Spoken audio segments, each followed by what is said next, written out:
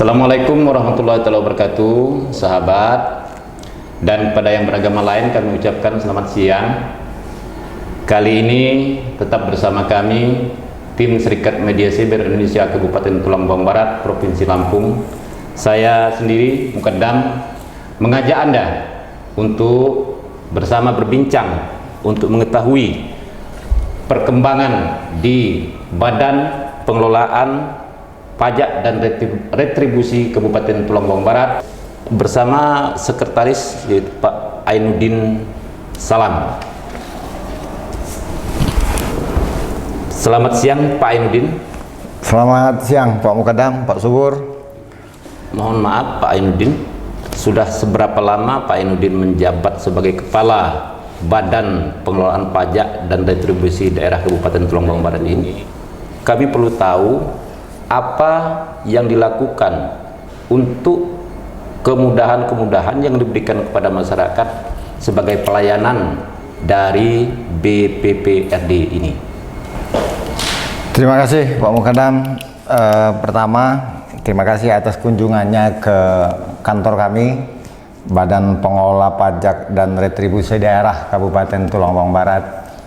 Itu yang pertama. Kedua, mungkin saya koreksi dikit, salam dari Kepala Badan kami, Bapak Arya Susunan. Hari ini sedang ada kegiatan bersama Pak Bupati. Saya Ainuddin Salam, dalam hal ini mewakili beliau, saya selaku Sekretaris BPPRD di sini.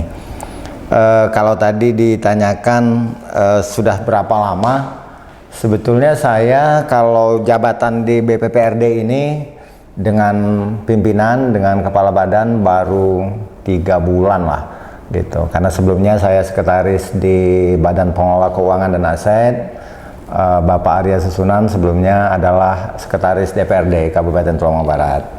Berkaitan dengan tugas-tugas kami di sini, kalau tadi yang Pak Mukaddam tanyakan bagaimana yang lalu, bagaimana upaya sekarang, bagaimana ke depan, mungkin sebelumnya perlu kami sampaikan untuk pemahaman kita bersama bahwa berdasarkan peraturan daerah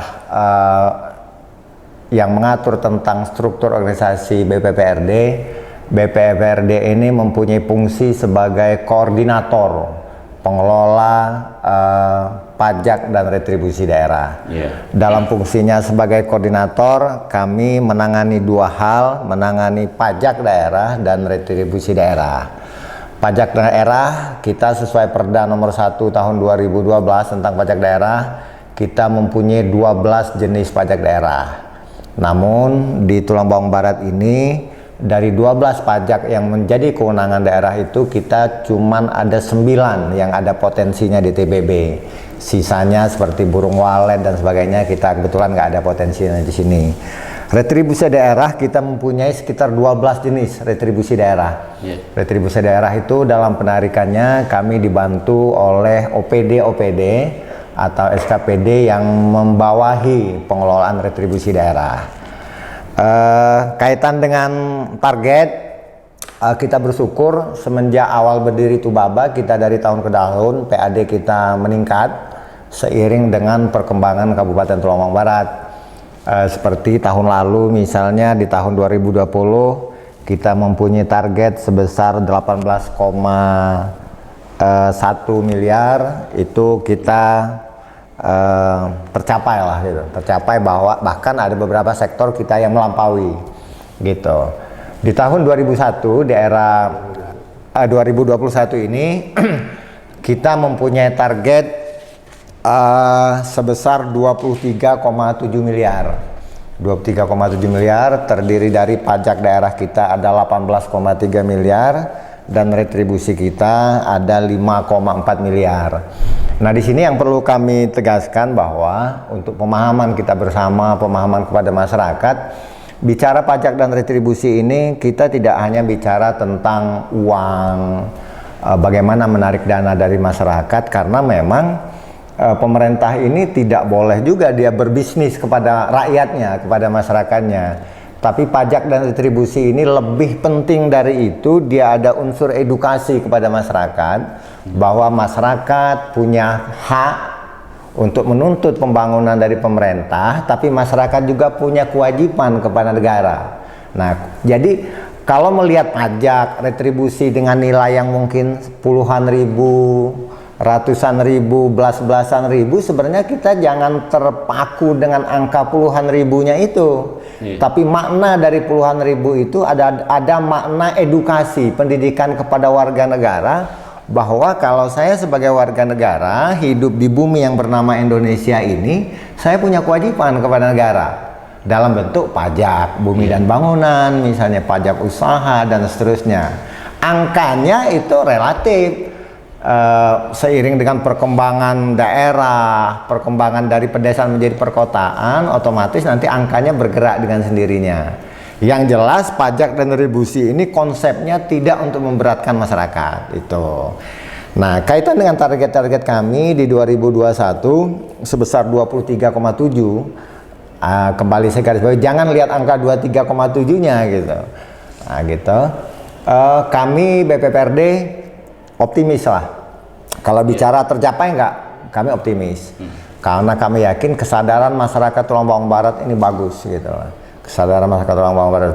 Selain itu juga kami selektif dalam menentukan mana objek-objek yang layak dikenakan, mana yang enggak. Contoh misalnya retribusi rumah makan misalnya. Kalau rumah makan itu baru berdiri sebulan 2 bulan, mungkin nggak otomatis langsung kita kenakan gitu kan. Dia juga kan si pengusaha mungkin dia lagi melihat fluktuasi dari pendapatan dia. Pada saat dia layak dikenakan, maka kita akan komunikasikan kepada wajib pajak atau wajib retribusi. Jadi kami optimis itu untuk 2021. Nah, kalau tadi ditanyakan bagaimana upaya-upaya untuk mempermudah masyarakat gitu. Nah, di era globalisasi ini, Pak Mukadam, BPPRD ini memang berupaya untuk meningkatkan pelayanan kepada masyarakat, terutama wajib pajak dan retribusi. Tapi kita harus paham bahwa Tubaba ini kan daerah yang baru berkembang. Jadi walaupun ada konsep penggunaan teknologi informasi gitu, menggunakan sistem pembayaran misalnya serba elektronik, menggunakan gadget gitu ataupun smartphone gitu, ada kemungkinan memang konsepnya bagus, tapi untuk masyarakat kita di sini memang belum terbiasa. Terus kita kaitkan juga dengan jaringan telekomunikasi kita juga mungkin belum sepenuhnya bisa menjangkau seluruh masyarakat Tubaba. Nah, itu yang mungkin kita pembenahannya secara bertahap untuk kemudahan. Nah, tapi pembenahan bertahap itu insya Allah dia tidak akan mengurangi kualitas pelayanan kita kepada masyarakat. Seperti Bapak nanti kalau Bapak lihat di depan kita itu nanti ada ruang-ruang pelayanan gitu. Itu sebenarnya bentuk bagaimana kita memberikan pelayanan yang terbaik untuk wajib pajak dan wajib retribusi kita. Bagaimana mereka bisa terlayani dengan baik, mereka bisa mempunyai kepastian waktu penyelesaian pembayaran pajaknya, mereka bisa mendapatkan dokumen yang diperlukan dalam waktu yang singkat misalnya. Kalaupun memang diperlukan ada biayanya, ada transparansi pembiayaan dan seterusnya. Ini juga dalam rangka mendukung transparansi sebagaimana yang disarankan oleh BPKRI. Jadi kita dituntut untuk menuju istilah orang sekarang itu good governance gitu. Saya pikir itu Pak Mukadam, kalaupun ada yang lain mungkin kita bisa sharing lah. Iya, terima kasih. Oh iya, tadi Pak Sekretaris Pak Ainudin tadi mengatakan ada 9 potensi yang berada di Tulang Bawang Barat. Apa saja itu Pak Ainudin? Oke, kalau 9 potensi yang ada di tempat kita mungkin saya sebutkan itu kita ada namanya pajak hotel. Nah, ada kendala memang tempat kita ini kelas yang disebut hotel itu memang mungkin belum ya, cuman kita mungkin masih sekelas homestay lah. Homestay, ada hotel-hotel ya, kelas-kelas melati lah. Cuman itu udah masuk kategori untuk wajib pajak. Itu ada juga pajak rumah makan, pajak restoran. Itu di tempat kita berjamur lah. Itu lumayan, itu banyak. Terus kita juga ada pajak hiburan, itu yang ketiga. Keempat ada pajak reklame, gitu. Itu juga salah satu potensi pajak kita. Yang kelima itu pajak penerangan jalan. Itu kita kerjasama dengan PT PLN. Gitu, jadi pajak yang kita pungut dari pelanggan-pelanggan PLN itu. Itu yang seterusnya itu ada pajak parkir gitu. Yang seterusnya ada pajak air bawah tanah. Itu pajak air bawah tanah itu kita kenakan untuk usaha-usaha yang bersifat komersil ya. Jadi kalau rumah tangga dia enggak.